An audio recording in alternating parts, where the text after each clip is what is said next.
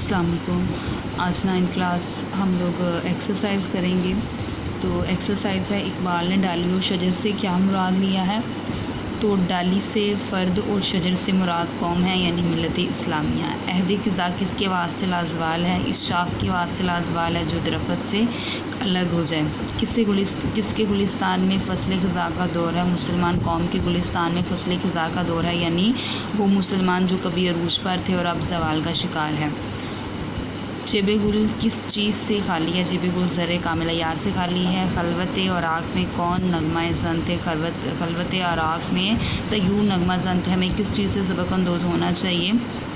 तो question number 6 है, हमें कटी हुई शाख से सबक अंदोज़ होना चाहिए। दस्तूर ज़माना यानी असूल फ़ितरत है कि शजर से कट जाने वाली शाख दोबारा कभी हरी नहीं हो सकती है। इस तरह मुसलमान अगर नाइतफाक़ी का शिकार रहेंगे तो कामयाब नहीं हो सकेंगे। तो अगला क्वेश्चन है, उम्मीद बहार के लिए किस बात की ज़रूरत है। तो उम्मीद बहार के लिए इस बात की ज़रूरत है या उम्मीद बहार के लिए शाख का शजर से पैवस्ता होना ज़रूरी है।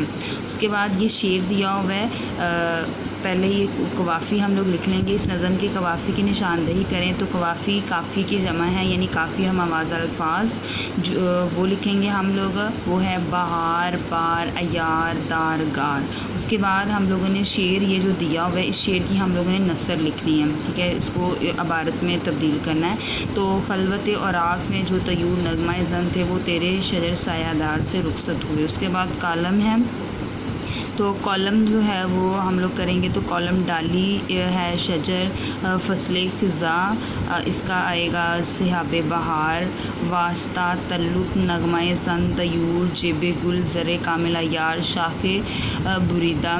इस सबक अंदोज़ ना